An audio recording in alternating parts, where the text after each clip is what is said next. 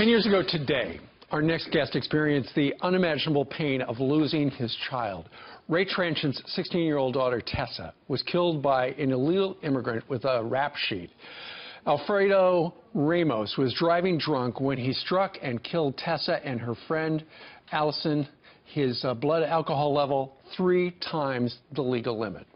Now, for the first time, thanks to President Trump, Mr. Tranchen says he sees hope for real immigration reform.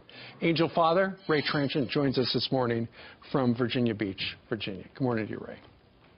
Good morning, Steve. I'm sure it's a sad day for the Tranchen family. Tell us what happened 10 years ago today.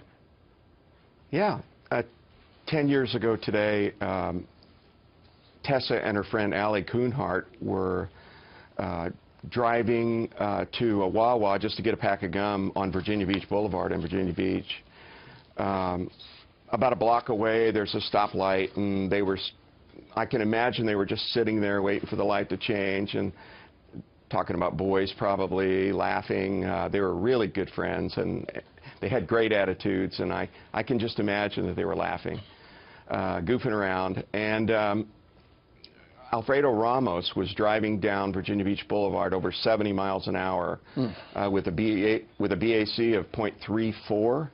And the police officer that investigated the crime said that when you have a .3435, basically it's like driving at night with very dark sunglasses because you can't see it. He hit the back of their car at over 70 miles an hour. There were no skid marks, so they got the full impact and basically plastered them. They died immediately, and you know, I was shocked that you could die on a rear-end collision, but the police told me that when you get hit with that much force, basically your body is like an egg and the yolk inside gets cracked up and you basically die.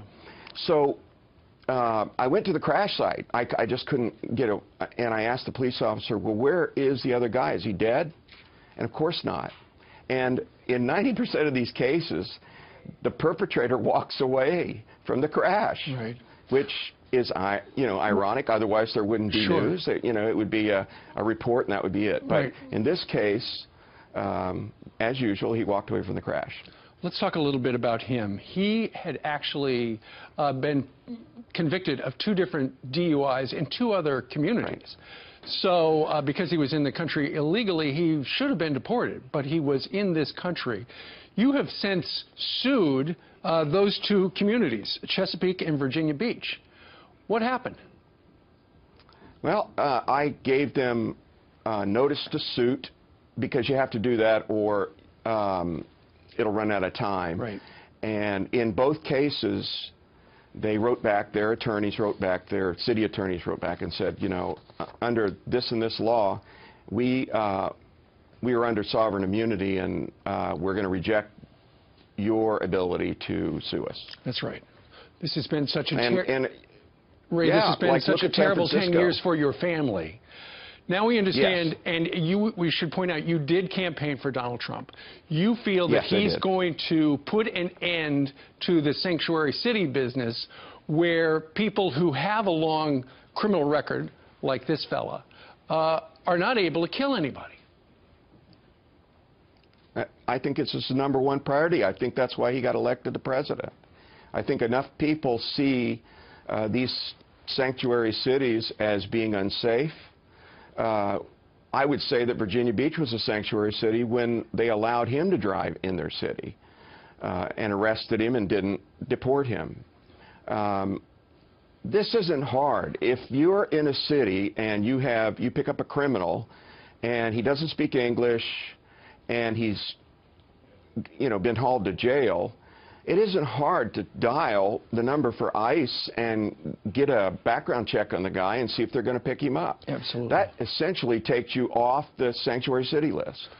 I don't know why the larger cities like Chicago, who have 230,000 illegal aliens, think that that makes their city better and safe. I just, for the like of me, cannot figure that out. Well, you know, and we, Ray, have talked on this program for a while. We don't get why and we're standing right now here in New York City, in the biggest sanctuary city in America. why it is in the best interest of the people of New York to have people with a criminal record who should not be in this country, why they wind up with special protections. Exactly. Can you imagine that if in some of the boroughs, some of the predominantly black areas, or let's say some predominantly Arab areas, that they had sanctuary? What's the difference?